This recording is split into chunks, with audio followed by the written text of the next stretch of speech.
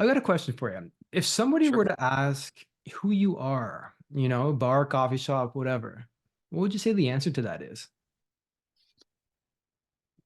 Who I am. Yeah, I guess it depends on the day, right?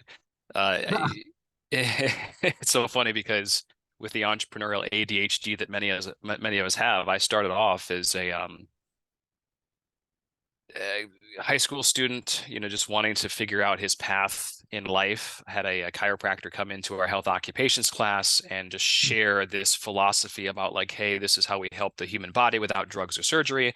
I thought that was really innovative because I was considering orthopedic surgery at the time for my in school. And I thought, well, yeah, let me set my course pre-med anyway, and maybe I'll come back to this. And long story short, I ended up becoming a chiropractor, and that took me on so many different journeys. Just because, just like any business owner, you don't just hang up a sign and people come to you. It doesn't matter really what business you have.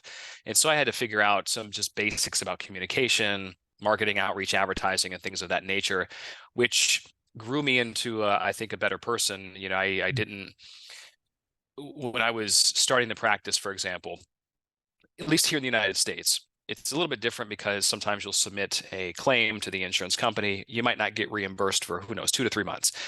It can be a very long process. And no one really told me that in school. I didn't know about the delayed gratification, but there was a point in time where I was moderately busy, but I didn't have, like, of course, the income wasn't coming in, and I didn't feel like I was communicating as well, which in any business, if you don't communicate as well, you don't see as many sales or clients or patients or whatever that is, because even though somebody might know that they need your service, they literally know, they're on the floor with their back hunched over, they know they need you. You still have to educate them a certain way so they get it. Like, oh yeah, that makes sense, and here's why. And I wasn't doing that initially as well. Then as I started to read books by Robert Cialdini. Do you know Robert Cialdini, his work Oh by yeah, oh chance? yeah, Cialdini, man, he's a legend. I mean, persuasion, influence, yeah, Yep. he's a legend in the field. Yeah. So I read Influence, and it really opened my eyes to like, oh, why this is how people are making purchasing decisions and buyer habits. And then I started to read Michael Gerber's E-Myth, which taught me about the technician, the manager, and the entrepreneur. And I realized, like, many businesses, they believe that having great, what he says in the book, baking great cakes will automatically give you this massive clientele, but that's not always the case. In fact, most times it's really not. You have to have the entrepreneurial component. So just it was like at the right place at the right time, and I had a series of unfortunate financial situations happened. I was just at a very low point where I was ready to accept the knowledge, and then right around that same time, social network called MySpace came along, and then YouTube dropped in 2006. As I was learning these things about psychology, persuasion, and marketing, I began to then take an interest in social media, which was in its infancy. And I don't think anyone could have ever predicted what it would actually become like, in today. But yeah, and then I began to grow my office using these newer platforms. And that kind of spawned into like, hey, my friend was asking me, what are you doing? How are you harnessing this network? And can you show me how to do it? And I began showing so many friends and colleagues that stuff was cutting into my own practice time. And I'm like, man, Mm. I love taking care of people in the office, but if I could help, I don't know, thousands of doctors and reach millions of patients, that's pretty cool too. So, but going back to the thing, it's interesting how your journeys go. So one day I'm a chiropractor, next thing I'm a consultant, next thing I'm a speaker at NASDAQ, next thing I'm an entrepreneur buying businesses and whatnot. So it's just a very fascinating journey. I'm grateful for everything. It all started with that high school presentation. Eh? It's interesting, man. It's interesting how this starts, and you can kind of see it looking back, but looking forward, it's difficult to kind of see where it's going to go. So you kind of just went along with the flow, and you leveraged technology for your marketing in a way that was revolutionary at the time. Not a lot of people were tapping into it the way that you were. When did you start your practice? What year was that? That was 2004. I was what's 2004. called an Okay. independent contractor. So I went into an actual practice, Uh-huh. and I was just kind of responsible for bringing in my own clientele. But I had an agreement with them. I would pay rent and whatnot. So it's slightly different than, let's say, an associate where you get paid a salary to be there and then you'll see the patient's clinics. I didn't get paid a salary. I was on my own to kind of bring in my own clientele there, but it taught me about entrepreneurship and getting the word out. And initially, I was in the community doing screenings, blood pressure screenings, spinal screenings, massage events, just like getting to know people, on the ground. So that taught me definitely a lot about the hustle and the entrepreneurship. And as the internet, as I realized how powerful the internet could be, it just opened my eyes to a massive new world. Yeah, well, no kidding, right? And then look what happened. It took you to a whole new world, literally, in terms of I mean, not literally, because we were still on Earth here, but we're still on a new trajectory in a way that you wouldn't have been able to predict before. It's interesting. Back in 2016, I was running a social media marketing agency targeting chiropractors, and you had these images, these 365 chiropractic images you were selling back then to one of my clients told me about them and said, here, use these on my profile.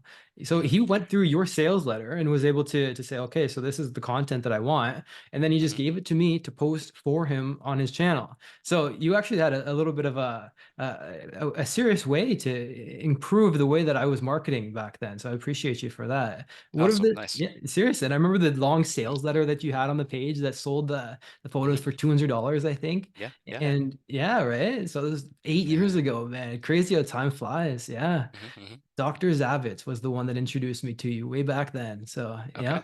Okay. Okay. Very cool, man. It's amazing about sales letters are they're interesting because they seem it's long, and even nowadays you think people don't read sales letters, but it's so powerful when you Yeah. understand how to at least turn words into traffic and then sales. I mean, you're just trying to get the attention of your ideal audience and then bring them closer to like they're already there. They already want it. It's just you kind of have to guide them, and here's what's in it for you. Here's people that have used these things. I mean, stuff like that. But it is interesting. I've had several people say something like that when they've seen my sales letters and such. And it's nice. It's nice to get the product in someone's hands and help them get the result they want to generate. Yeah, right. And then at the top it said from the desk of Dr. Matthew Loop. Were you the one that Yeah. actually wrote it?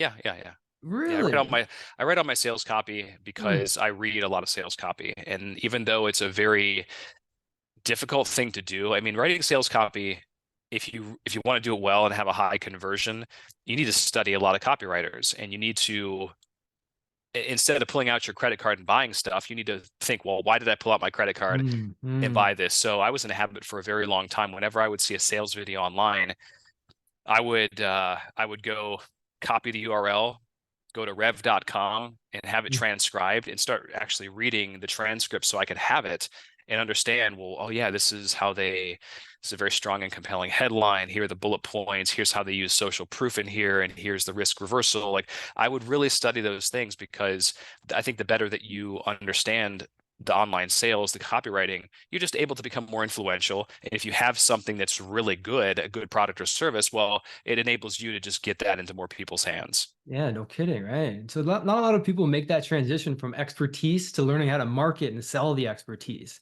which Mhm. is, so they end up hiring marketing agencies, which because they don't know how to sell it, they don't know what questions to ask, and then a lot of the time get ripped off and don't get the patients in this case or the clients that they thought they would get because they don't have the knowledge themselves to know who's good and who's not.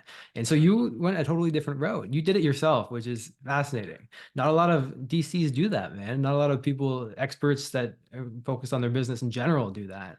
What was the transition like from realizing that I have got this expertise to market now to realizing that, oh, wait a second, I need to be able to sell it? Then how did you start to move towards that ladder? So when I initially launched it was a digital media solutions program, had MySpace and YouTube marketing 2006-ish. It was in a DVD format with a manual. I being at the right place at the right time, so to speak, there seemed to be a need that was happening, and I didn't see any other businesses that were at least selling courses on MySpace at the time. I'm sure there probably were, but at least in the health professions and small businesses, it just wasn't common. So Mm. I knew like I was telling people about this idea, and initially it was actually referrals through other colleagues that were saying, hey, can I purchase this program because I hear you're doing this? And I was like, yeah, whatever. I didn't even have a website. I had I think it was an eBay page, in fact, if I remember Huh. right. And so I put it up there, and eventually I said, well, I think that I want to start to use social media now to bring more people, because so many people are on YouTube and MySpace and then Facebook as it opened up more Mm. publicly and not just a college network. And I began to investigate how to drive traffic, how to get the word out organically and with paid ads through these channels, and even Google to some degree. Then that's when I like initially I would experiment and just send some traffic here and say like, yeah, whatever you're selling online, it's as simple as traffic conversion equals sales, and it's a simple formula. And if you can kind of dial it down to a science, it can be somewhat predictable. And even back then in my, I didn't have a lot of knowledge, but I just knew like, okay, well, if I can get a bunch of people to the site that are qualified, let's say chiropractors, and I can see if out of 100, how many people would purchase the product, maybe I should tweak the headline or something like that. I was making just basic testing. And it turns out, yeah, split testing is very important whenever you're testing ads online, sales copy, videos. It is smart because sometimes that can increase your conversion by 5-10% very easily. So I just intuitively thought that I should be doing something like that. And then as I studied the like masters people that I were following from the internet marketing standpoint, the split testing element was a core component. But social traffic itself was something that I learned, and I feel that Mm. you don't have to get all techie geeky with it. However, it's good to know some of the basics so you can measure and improve.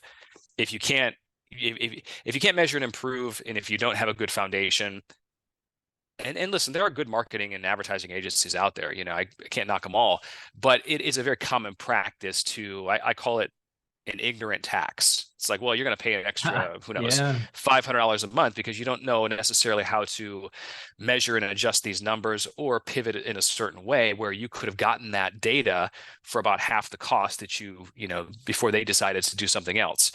So, yeah, I mean, I learned it just very early on through trial and error, essentially. Hmm. Yeah, you caught on to a vision that not a lot of people were catching on to. I mean, yeah, 2006, maybe people were starting to, but you caught on to the internet right away as a powerful marketing channel. And then you expanded it to be able to teach others to do it. It's interesting, the story that you took. What about the corollaries you're finding between that massive shift in technology and now with AI, for example? What are some of the patterns you're noticing that are reoccurring that we could leverage in terms of what you've noticed before? Yeah, well, I think that AI, it can make things more efficient. It can exponentially multiply your efforts, but there's still a need for that human touch, even in Yeah. the world that we're progressing toward. So quite honestly, I think that if you don't evolve and adapt AI in certain aspects of your marketing, advertising, or just your business in general, it will be very hard to compete in the new world just because things are happening so fast and changes. At the same time, there is there are foundational marketing communication elements like the personal touch, the like me contacting you via phone or a simple video or whatever that might be. You're not AI is not to the point yet where, at least I feel like and I've seen AI videos and whatnot. I know it's not 100%. I mean, well, I know that it's computer driven, like it's computer generated. So, and I've seen some pretty good stuff.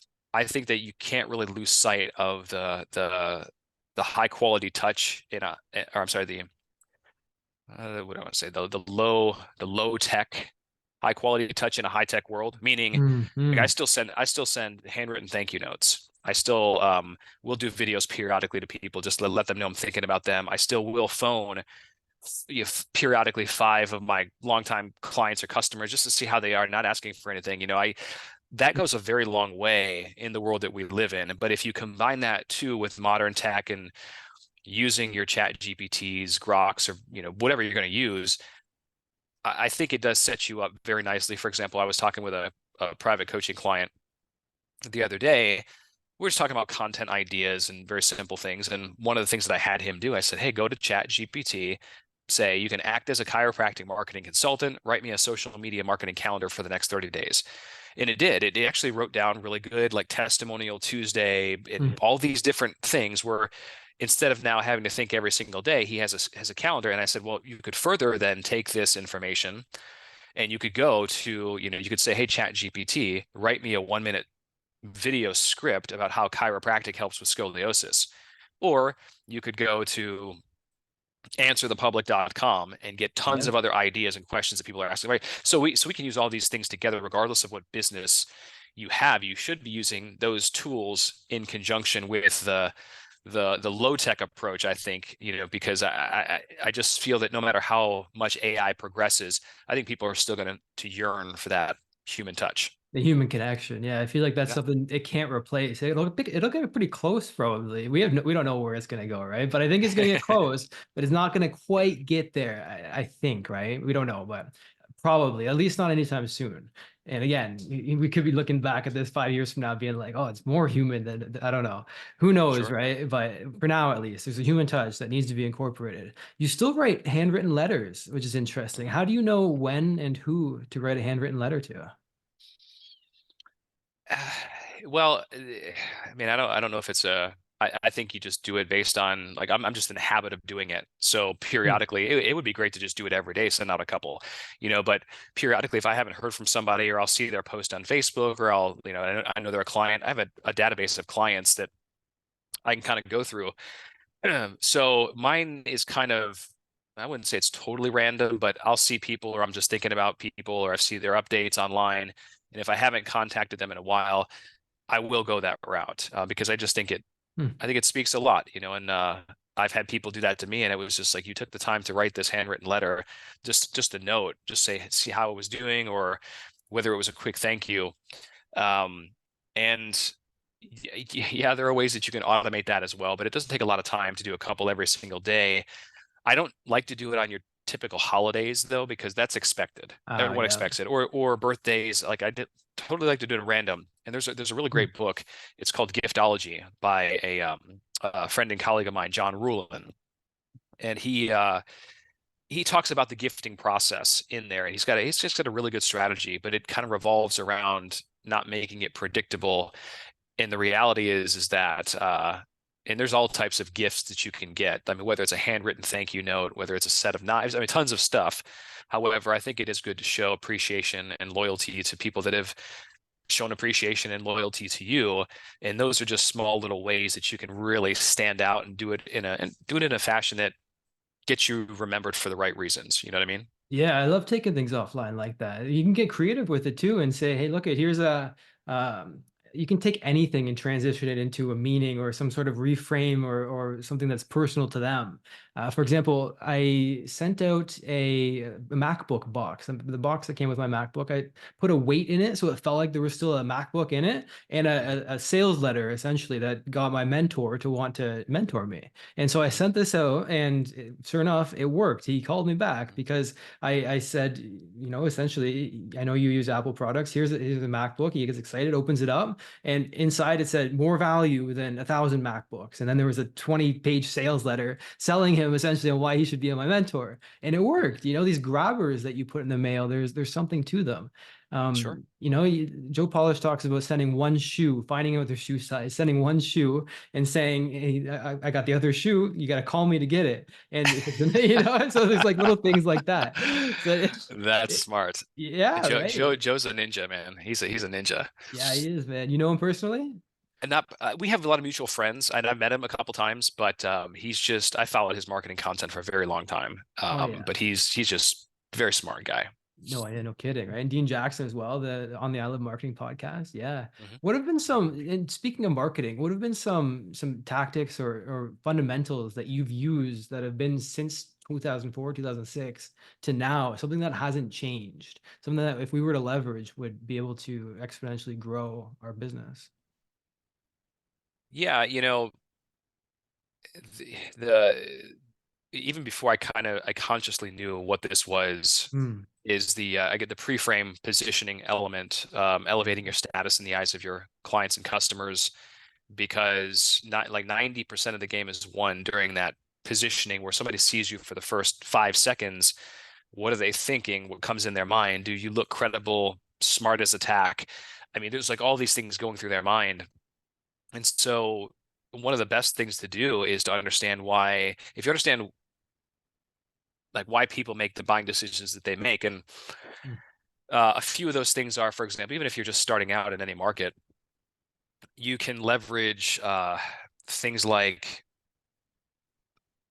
celebrity. Well, let's go institutional, like prestige institutional attachment. So, for example, we talked a little bit before about, when I had the opportunity to speak at NASDAQ and my book was featured in Times Square right there on the Jumbotron, which is a really cool thing. And it Yeah. turns out I'm not the only one that think that's really cool, right? I mean, But those opportunities to get your content, your face, your book featured, or to have a speaking gig, or even to attach to any credible institution, like online right now, you see courses being offered from Princeton, Yale, Harvard, Oxford, some of the most prestigious higher learning institutions on the planet. To be able to attach legitimately and say, as certified by Harvard and for whatever this, people pay attention to Um, that because it doesn't look like everyone else. I had the opportunity to speak on the campus at Harvard in front of faculty, professionals, or whatever. So I've leveraged that because I know it's not like everyone else, but it's a high premium positioning asset. Celebrity proof or social proof is another one of those. If you have opportunities to get in front of certain celebrities that might align with your attitudes, values, and beliefs, there's so many. I mean, sometimes there are charity events, sometimes there are book signings or photo ops, or there was this one time Kevin O'Leary and Mr. Wonderful from Shark Tank came to Atlanta. He did a private wine tasting. There might have been 30 people in the room for a couple hours for this thing. It's 40 minutes from my house, so my wife and I decided to go, and it was a really good event from a lot of different angles. But there was just a lot of talking with Mr. Wonderful, talking about deals and like business and really cool things. And of course, I got a photo with him, and and these things are like little assets and they add up. So when yeah. people see, oh wow, Matthew Loop, he was, hung out with Sir Richard Branson on his private island through one of my other masterminds. When they see this, when they see these things in the institutional credibility, or they see that I've authored a best-selling book, or that I've speak from stage, like all those things are ways to differentiate yourself from other people in the marketplace, even if it's super saturated. So those principles themselves, those haven't changed at all. I mean, of course, times have changed, the medium that's used them, but they've been around a very long time and they've been used. So you might as well use them ethically for your business so you can stand out and impact more people. So that's definitely a major element that I've used over the years. Hey, I hope you're enjoying the podcast, and I want to let you know that I've got a free book that you can get if you want to tap into more of these resources. And you can get that for free at kylesbook.com. Back to the podcast. Yeah, the authority is a big part of that for sure. Another way to anchor pricing, the pre-frame of before you mention a price, you can say, and there's, I don't know, 18 million miles between us and the sun. And you think within all that space, there's not enough opportunity for this to be the best deal right now. Then you've anchored 18 million to then, you can do the price drop if you want to be cheesy, whatever, but you can anchor something big to something small and make the price seem a lot less expensive. Another funny way that I did it, man, it was interesting. It came up naturally. I lost an AirPod and I got on the call and I said, "Man, don't you hate it when you lose things?" And he said, "Yeah, I do hate it when I lose things." And it was happened to be selling something that was synergistic with something he was already doing in his marketing campaign. So then I said later on, you can't have one without the other. And then it clicked for him because he was already in that state of mind to understand you can't have one AirPod without the other one. And so there was that pre-frame to help him agree with that statement ahead of time. I've done it with songs, I got this song stuck in my head, and it'll be like a pre-frame, making them in that state of mind for advancement or wanting to Mhm. achieve something. And even if they sing the song with me, it's even better. So there's all kinds of little ways to leverage this pre-framing. You got to do it ethically, but it's Yeah, and you powerful, can man. also use it too to where if somebody does see you all over the place with those assets, automatically they assume that you're not cheap, which is nice Yeah, because yeah. then they already, it's in their mind. It's like, well, I got to pay for the best. So it does a lot of different things in there. And then when you learn how to couple that with, let's say, effective social media marketing, Yeah. that can really be the icing on the cake to condition the market. I always like Mm. to say, if you don't teach the market what to think and believe, they're going to think something else about you, and it's definitely not going to be what you want. So we always have to shape that perception. So if you're not crafting your narrative, then it's just going to be automatically thrust upon you. Yeah, fair enough. Like when you're writing a sales letter, for example, how do you know what beliefs the market has right now so that you can go about shifting those throughout the sales letter? Yeah, that's a great question. You need to do a lot of research, whatever market Yeah. that you're targeting, and tap into the conversations and the Facebook groups and the forums real Mm. time, and figure out what those pain points are. What are the solutions? Because the better you can describe their problem, better than they can, Yeah. then they're going to start to pay attention because you really understand and get them. I don't claim to be the best copywriter. I'm decently good, but there are, Wow. my goodness, man, there are your like people that I learned and studied from, Gary Halbert, John Oh yeah. Carlton, Frank Kern, people that just write copy and have written very, very smooth copy where it's like your credit card's almost out. You don't even know it's out, but it's very good. Yeah. It's so like it grabs you, and everyone has a slightly different style. I still, Dan Kennedy writes a lot of great stuff. Some of his copy I resonate with, others I not so much, because I know he uses a lot of fear-based marketing in his, but it works. I mean, you got to pick and pull, and that's what I've done. I was like, I'll take concepts from here, like, oh, I like how he uses this social proof element, or how does he use this and this way. Same thing when I because I do a lot of speaking from stage. I always pay attention to different presenters and speakers. And one of my friends, he's just a loud New Yorker type of guy, and that's not my personality. But I've learned a lot from him, even though I don't present like him on stage. But he does other things that are really, really smart, and he closes the room like crazy. He's a great salesman from stage. So I think that you have to be able to take content from different people, or tips and strategies, even from those that you might not necessarily want to. You think, well, their style it's not my style, but they're effective in some way, shape, or form. So if you can apply some of that to what you're doing, it's only going to help you improve. Yeah, damn right. What are some things you're selling these days? What's it was photos and courses back in the day, and I think there was an agency component too, wasn't there? Yeah, we still have the agency, but like in recent times, last couple of years, I've really been focused on our mastermind and then also our business acquisitions. So like Ah, there's like I still do coach and consult privately. Like that's fun, and that'll never get old, because if I can work one-on-one with someone, it's like I'm a detective. I get in their business or practice and I can see where the low-hanging fruit is, and that's still fun for me. But that kind of evolved into our mastermind, where I'm doing like a one-to-many approach, plus we do meetups and seminars every year on top of the private coaching. But the acquisition stuff is where I think that there's a massive opportunity in today's time, to where, let's say you are somewhat decent at marketing and advertising. There are businesses out there right now that, at least in the United States, for example, the baby boomer generation, there's something like 1,000+ business owners that are retiring every day here in the States. And according to Biz Buy Sell, I think it's 75-80% of those businesses will never sell. Now, what's crazy is that you can take your knowledge and expertise and bring it into like an asset. So if you acquire a new business, whether you're putting your money out of pocket, whether you're getting a loan, whether you're negotiating an entirely all seller financing deal, some of these businesses have entire teams in place. So literally all you're coming in is bringing your systems. And if it's done right, then you can have another cash flow generating asset that's working for you 24/7. It's kind of like a piece of real estate almost, where if yeah.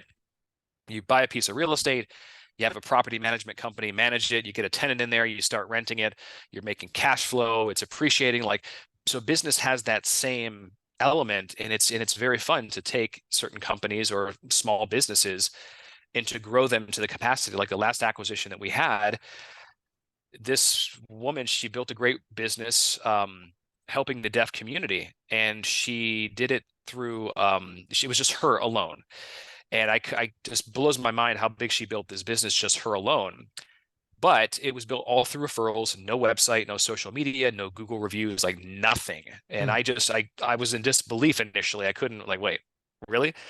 So I did some research, and it was true. And so now, because we closed on it October 31st, now we brought in people, brilliant minds, and filling certain positions where we're flying above the business again, and now we're getting to market it, which is really fun.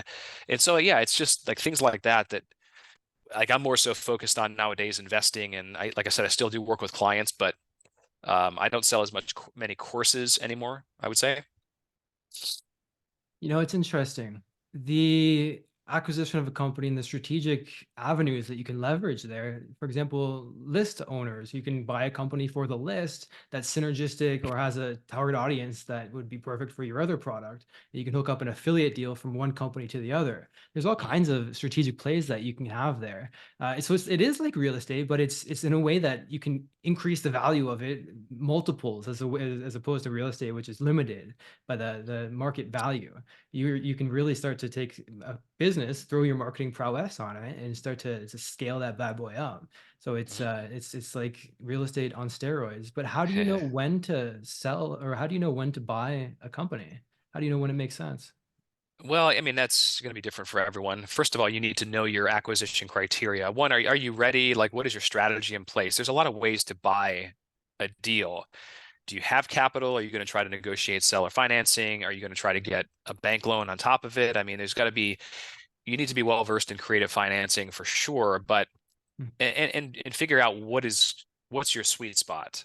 Like, I mean, depending on how much, like when you acquire a business, there's of course the marketing, there's the operations, and if you're gonna talk about a different industry that you might see that it looks good on the surface, but if you don't have any experience in that industry itself, you don't know the language, and there's this is where you negotiate a very good transition with the owner, 6 months or more, for instance, where you could really dig in and get a feel for what's going on. Because I mean, listen, profit margins are nice, but you have to do your due diligence to know what you're getting into. You got to ask the appropriate questions.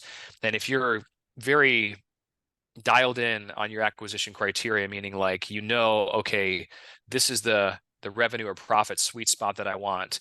This is how many team members that I want to have. I don't want to buy a business that's a one-man show, because then that means I got to be in the operations. I have to be in the business, and that doesn't resonate with what I want to do. I want a manager in place, or I want a team. That way they're all set. I can just come in and apply what I know. So the more specific you can be to the industry too, and like that's always a good idea for starters, and then you can of course grow and expand out as you go. So let's say with the company that helped the deaf, right? Mhm. You purchased Yeah. it October 31st. Where Mhm. did you start in terms of, because they had no online presence whatsoever, but they had a client base, I presume. Where Mhm. did you start in terms of taking that from no marketing online to some to really starting to scale it up? What was your process there?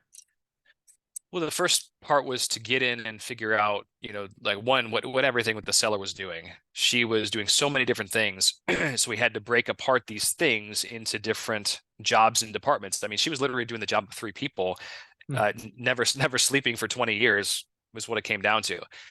So that was the initial thing, is to kind of unravel some of that, get the right people, hire people that, not just are looking for a paycheck, but resonate with the community itself, Hmm. that want to be a part of this community. Because the reality is we want people that are team players, that align with our attitudes, values, and beliefs, and we're willing to pay very well with the right people, and give them opportunities to scale as we grow the company as well. So it was about getting everyone on track with our core values. And so we have some people in right now, and then it was like, okay, well, just like I tell most small businesses where to start, it's like, well, first of all, if people buy doctors, professionals, businesses, like they buy, Amazon books on Amazon, you got to start by getting some reviews.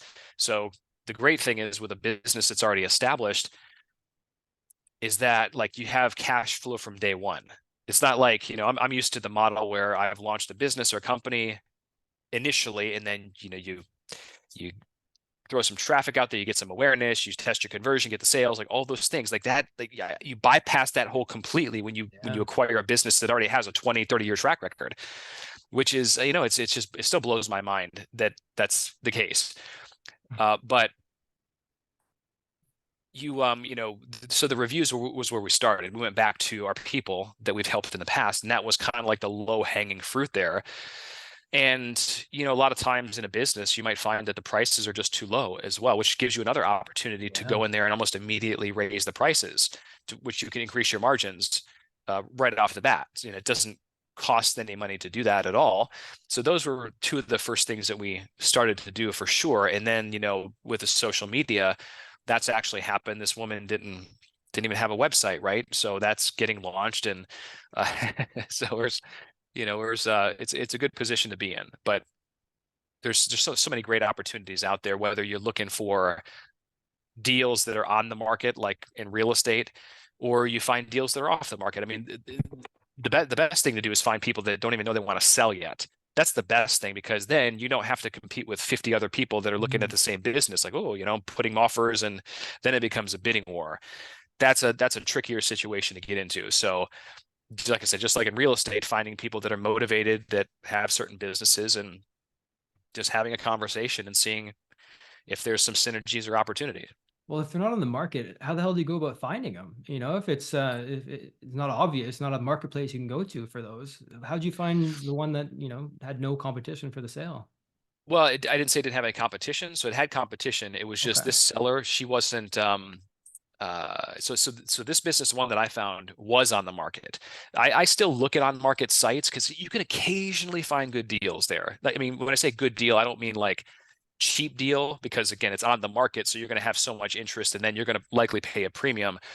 But you might find some good businesses that have great profit margins that are in areas that you would like to service.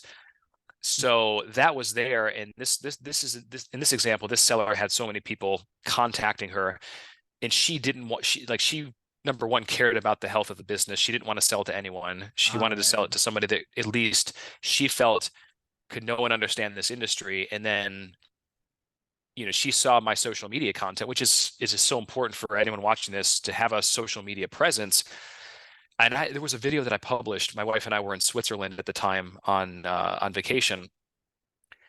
I uploaded the video to YouTube, and it didn't even have I didn't send any of my list traffic there, so it literally had, I don't know, probably had less than 40 views. But one of those views came from this woman, and she saw it. She's like, "I love the video that you talked about affirmations and this and that. I Hmm. totally resonate with that." And so she reached out to her broker. Her broker reached out and contacted me because they didn't reach out. I submitted an inquiry. They didn't reach back out to me, and then that thing happened. So that got my foot in the door in a situation like that. To your point though about finding off-market deals, I mean, just like you could run ads, you could ask people. Like what I started to do a couple of years ago is I began to position myself as an investor in the market. And I would basically let my list know, let my social media followers know, like, hey, we're investing in and also acquiring businesses. And I gave a specific range, like this is our sweet spot. If you have something, let me know.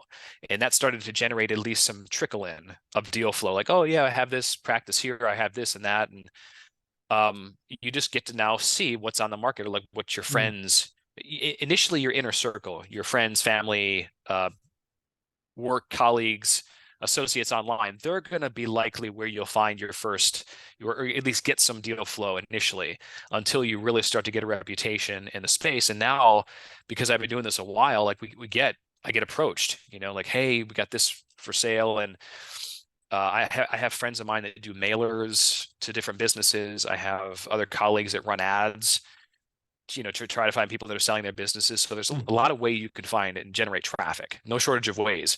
But if you can find something that's not on the market, you're just going to have less competition. So then the terms are going to be more favorable to you. Like where this person, like in Canada, it might be slightly different, but there are, if you sell your business, for example, and you decide you want, like whatever the price is, if you sell your business here and you expect, if it's $1 million business and you expect to get all the $1 million up front, right? If somebody's going to take a loan and get a deposit, all that stuff, well, they have to go through the SBA, typically Small Business Administration, and get that loan. So the pool definitely becomes smaller. But then from your standpoint as the seller, if you take a big cash payday up front, guess what? You're going to get slammed with 38-40% taxes right off the bat. Now, some entrepreneurs might be okay with that because they always envision the big payday, but others are, well, you know what? I think seller financing, at least for a good portion, might be a good option. So now I'm not just taking a massive hit up front, and I can keep more of what I'm selling it for. So like I said, it's about creativity, how you structure and understanding what they want. But you just got to have conversations with people to start off with. Yeah, right. Like marketing or selling anything, you're finding leverage in a way that other people aren't. And you're like, even just the seller financing, you can say, hey, look, it's more beneficial for you to take 5 grand a month for the next 36 months as opposed to an upfront payment because of just the tax itself. And just like Sure. that, you've gotten access to a list or some strategic, and plus the revenue stream on top of that, not even taking Mhm. that into account, you can get that for relatively little upfront. It's interesting. You And don't you can think even that through a offer a point. higher purchase price if, like, again, your terms, Yeah. if they agree to your terms, I'll give you more on the back end because I'm not really worried. Like if the monthly payment is X and I know my cash flow is this, if I have to pay out who knows, an extra 50, 100 grand in the long term, that's based on how I'm going to grow the business. So you can be very, very Right. flexible and offer much more appealing with the seller. So yeah, Mm. but you got to see what they want initially first. And I will say there's just a lot of opportunity in that realm. And if you want to grow your wealth, your cash flow very, very quick, and it's something that's totally out of the box that I think a lot of us might not think about in terms of generating additional income. Yeah, and there's strategic plays for it. Like I said, too, it's an interesting avenue, and you leverage your social media content to be able to do that, which is fascinating to be able to have that ability. What about, because you've got a massive social media presence, you've built it up over a lot of years. Yeah, I mean, really, since I don't know, 2006 is when you started, right? And you kind of transitioned through or even Yeah. before that, you transitioned through the platforms. Let's say somebody doesn't have that advantage and they want to be able to leverage it in terms of creating content that makes them perceived as an expert, gets that pre-framing effect going on. How do you go about it? Like, let's say you were teaching me to be you for a day. How would I start to grow my social media from scratch today in 2024? Well, you have to start off by having a plan and a roadmap, and consistency is really the biggest thing. So whatever you decide to do, whether it's one video a day, two videos a day, there's no right or wrong. But the more content that's high quality that you push out there, the more likely you are to get people to see your stuff and what it is. Now, in 2024, platforms like TikTok, Instagram Reels, and YouTube Shorts, they will give you more organic visibility, even if you have zero followers. When I started, that wasn't how social media was. Now the algorithms were different, where you could upload a video to YouTube and it would go like you'd have 1,000 views the next day very easily, or a lot more. But you don't get that on just the regular organic side of YouTube these days usually.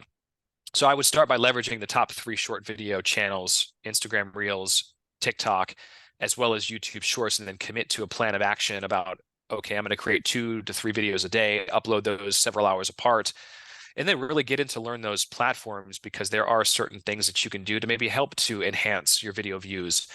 Some content will take off and go viral. Like now, for example, TikTok is making a push to promote video shot in landscape mode, horizontal videos essentially.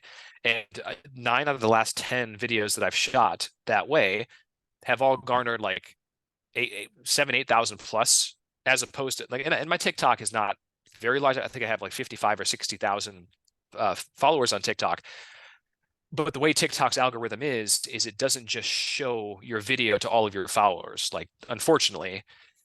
But there's also a benefit to that, where they'll take your video and they'll put it out to their whole platform as a whole, and they'll see how it does, how many likes, shares, content, rewatches, engagement. And if it starts to get a lot of traction, they'll put it out to more and more people. Well, they're just giving a larger push to those landscape mode videos. So it would be beneficial to make a portion of your content in that format, because they want to compete with YouTube. I don't Ah, personally think that that's the best scenario, because TikTok got famous and they're known for their short videos like they are. I think they should really dial in and keep that. But I think that why they're giving this massive boost for those videos is because they're trying to get more index, and people are also going to TikTok like they would Google. Google's losing market share to TikTok in particular, because people aren't going, at least the younger generations, instead of going to Google and typing in top 5 Mexican restaurants in Atlanta, they're actually typing that into TikTok, so they get a video that comes hmm, back with like the recommendations. That's social search optimization, which would be wow. very smart to have content indexed for keywords that you've researched. So that's how the game is slightly changed. But I would absolutely commit to a regular content creation schedule, video in particular, and then start really utilizing those channels. On top of that, I would make sure you allocate a certain amount of dollars every month for paid advertising, because that's where you can flip a switch and get people to know about your content, or an offer that you're giving away, or some type of freebie, ethical bribe, report, whatever it is. I think one of the ways that I've been fortunate to use social media, even from early on in its infancy, and it's because I learned from guys like Frank Kern, Joe Polish, Yannick Silver, like, we knew the early internet marketers were always trying to build their email lists first, because they knew that was the one thing that Google couldn't take away from you, Yeah. or Facebook, no matter what changes in the algorithms happened. And I think I've known this better than anyone over the years, because there are certain things you can post and certain things you can't post on social media. And we're not going to get into those, but their terms will change periodically. And if they change and you don't even know it, they could ban your accounts like that. That happens all the time. And if all your followers are just on social media, your business is literally wiped out. So you have to make a push to get people from social onto your email list that you control. So whatever it is you're offering, you'd want to have a free offer of sorts to get people migrated over to your email list and make it good. So I built a very large email list on top of my social following because I kind of knew that was a possibility. I've just been fortunate to do that from the beginning. So any changes in the algorithms really haven't impacted me as much. So that's what I would tell, everyone. What's the best lead magnet that you've gotten over the years that's had the best result and has been able? First of all, how big is your list? How many people have you accumulated over the years? Organically so I have several different companies, Okay. and if in total, those email lists would total probably 175,000-ish, Wow. somewhere in there for like all the companies. And that's large, but that's not really large compared to some of my friends. So True, but that's a very it ain't relative. chump change though, baby. That's not nothing. So That's what's been the that's best relative lead though. magnet to be able to accumulate that? That's relative. Well, so those are brought over different companies, right? So I could say, let's say Yeah. in the chiropractic space is one of my niches and industries, and I've got a list of like 11,000 or so, maybe it's like 12,000 now, chiros, for example. That's like one section. One other section would be for like the internet marketing, Instagram, TikTok or whatever software that we have over there, right? So one thing there. Another side is for the business acquisitions, and so I always find, and I'm still old school. Like I usually try to lead with free reports of sorts or like cheat sheets and guides. So for example, I gave away, I don't know when this was, like a Facebook metrics cheat sheet, for example, like, hey, download this. And it's like, what to pivot and when, here's how much you should spend. And like all these little things that a lot of business owners and doctors didn't know. But if you don't know those things, then you can pay a lot more for ad costs or agencies than you really need to. That was a really popular one. I had a Chat GPT marketing secrets guide. It was a free Mm. guide that I gave away. And I started that as, it was probably over like maybe a year ago. And that was a big hit too, because everyone's wanting to learn how to use Chat GPT and, modern AI and stuff like that.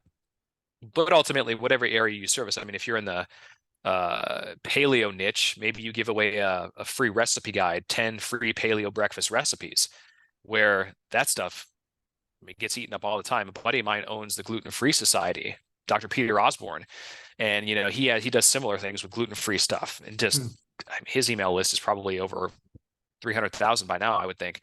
But just lots of ways that you can use bait to get the right people on your list. And then if you nourish that list, if you deliver value, they will eventually buy your stuff. What's the ratio that you send in terms of value to call to action when you're to really nurture your list, but not alienate them at the same time, yet still monetizing it? How do you look at that ratio? It's probably 80-20 Oh ish, yeah. somewhere around there. I mean, 80% just value driven content, and then 20% if I'm going to make an offer of some sort. But I always try to, at least even in my emails, if I'm going to make an offer, there's usually some gem in there anyway. So it's not, I mean, but sometimes it is Mm. absolutely, there's a time like a Black Friday sale, for instance. If I'm really, here's what it is, here's the urgency, take advantage now. Those can work really well. But yeah, so 80-20 is my general rule of thumb. Okay, good to know. Same with social media posts, I reckon too, right? Because yeah, value, value, value, but then you got to monetize it in some way too. Even if it's just the getting them onto the free and getting them into your funnel or getting them onto the free checklist or the paleo diet recipe list, Is it 80-20 still? Yeah, with social, if you post, and this is where you really have to use ads, because if you just post anything related to selling a product or whatever, Yeah, or they if you post an bury that external shit, link on man. Facebook, it's gone. It's, yeah, exactly. Your five Yeah. of your five of your followers will see it. It is so ridiculous. Like on my Facebook, I don't remember. I think I might have 60,000 or so fans on my Facebook, but it's just funny to watch certain posts like, I don't know, 50 people out of 60,000 see it. Come on, Facebook, really? Like this For is, real, but yeah. it's a pay to play network, Yeah. and understanding that, you just have to be willing to spend strategically to get in front of your audience, to get them onto your list. If somebody opts in from, let's say, my free paleo recipe guide, right on the thank you page, I can make them an offer. I've already got their email list. I can upsell them on the actual book if I wanted to, or an audio book. I mean, plenty of ways we can monetize from early on, but we definitely need to get them to take the extra step to come onto our email. What kind of ads have you found them to be most successful? I use a combination of your classic direct response style ads, the Okay. headline, calling out the ideal subscriber, catchy image or something that really stands out, plus the benefits of like, hey, download this to result. This is what it's going to do for you. And then sometimes I'll use story-based ads that don't even look like ads, but they hook you in with a story Yeah. initially up front, and then you get them to click a link or go. Time and place for both. Sometimes I will use video, but I use a lot of written content in the ads that still perform well, just because I think that people have very short attention spans, and even sitting through a minute-long video is very challenging for some people. But I would always split test based on your market and based on what you're selling. You can't go wrong if you test two different things. Especially if you're targeting chiropractors, for example. The written, I mean, this is my point of view, and from what I experienced, the written is more likely to perform well because they're used to, I guess you were used to reading as opposed to watching. I mean, you read a shit ton to be able to get your doctorate to be a chiropractor to begin with, right? So there's an ability to read, and that can be taken into account, the psychographics in terms of, or as opposed to just the demographics too, which is something to be tested based on any market. So dude, what's a question that I should be asking you, but I'm not? And if I were to ask it, would be able to provide a lot of value to entrepreneurs watching. What's the most valuable thing you ever learned about entrepreneurship? And there's a lot of valuable things that I've done and learned, but I think one of those is delayed gratification, quite honestly. Yeah. And you could take this into social media marketing, you could take it into getting paid, but consistently over and over, if you can delay your gratification, or this, you could apply this to investing the same way, you're going to outlast so many people. Like you could take marketing, advertising, and entrepreneurship. Let's say you're running ads. There's just so many out there. They expect the results now, or they expect them in 2 months or whatever, but they don't realize the longer you're in front of your ideal market and audience, you're going to become famous eventually. And when you develop a degree of notoriety, people are going to know you for that thing. And I wish I would have understood this a little bit earlier, but when that branding actually kicks in, it stimulates a whole stream of referrals unto itself on top of everything else that you would normally do. So it's about having patience and delayed gratification from so many walks and aspects, just because like even relationship capital. I mean, there have been masterminds that I'm involved with, been in for years, never asked for anything, just kind of absorbing and talking and building relationship capital for when the time comes where I might need or might want and have something to offer that I know it's going to fall on the right ears at the right time with the right relationships, right? And I just don't think most people are willing to play that game, or they don't think they can hold out for the long term. But that is a big mistake that unfortunately so many make. Yeah, well, no kidding, right? Everybody wants, now. And that goes back to your posts on social media getting buried because you try to sell something, even if you try to give something away, as soon as you try to take them off of their site overtly, then they bury it because they're wanting to keep people on the platform. So it goes against their rules. You're playing a game with their rules. So you got to find a way to kind of get around that, which is it's interesting, man. So dude, we went through a lot. We went through a lot of marketing fundamentals, some ways that we can improve our companies based on marketing, even acquisitions, strategic acquisitions. We went through a lot, man. So thank you. Anything else you want to add before we kick this off? Appreciate the invite, Kyle. It's always a pleasure to add value. And I think there's never been a bigger opportunity for, whether it's a doctor, professional, business owner, or entrepreneur, massive, big things that we can do to improve our lives and improve the lives of others.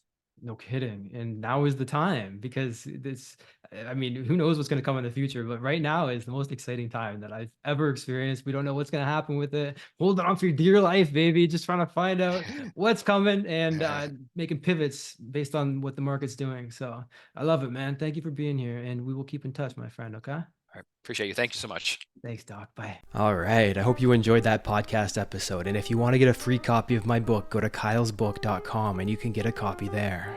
I'll talk with you soon.